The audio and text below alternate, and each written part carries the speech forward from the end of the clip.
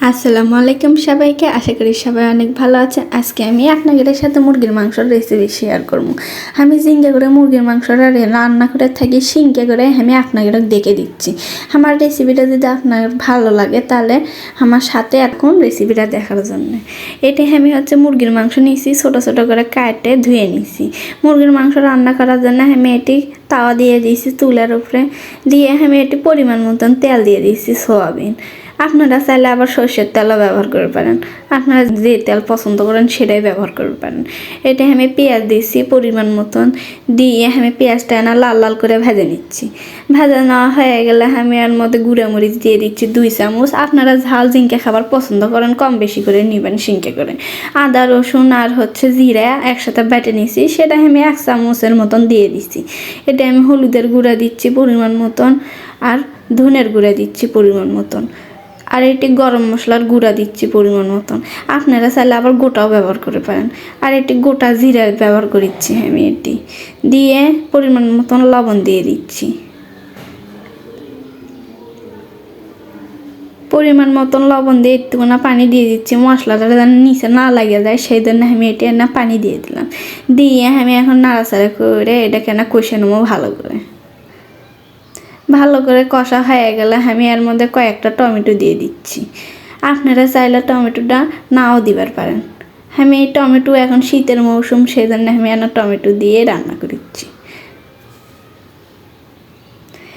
এখন আমি টমেটোটা সিদ্ধ করে নিচ্ছি, কষে কষে সিদ্ধ হয়ে গেছে আমার টমেটো। এখন আমি মুরগির মাংসগুলো দিয়ে দিচ্ছি। মুরগির মাংসগুলো দিয়ে ইনকা করে লাড়াচাড়া করে কষে নেবো। হানি করলে মুরগির মাংস তেনাও পানি দেবো না, ইনকা করে কষাবো।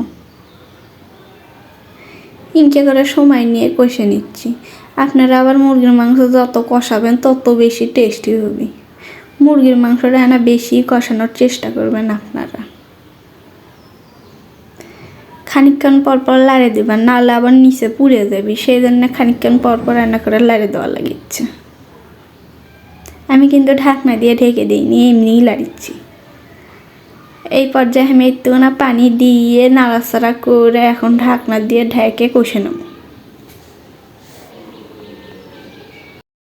কিছুক্ষণ পরে ঢাকনাটা তুলে নাড়াচাড়া করে দিচ্ছি, নিচে যেন না পুড়ে যায়, এই জন্য নাড়াচাড়া করে আবার কষে নিচ্ছি খানিকক্ষণের জন্য।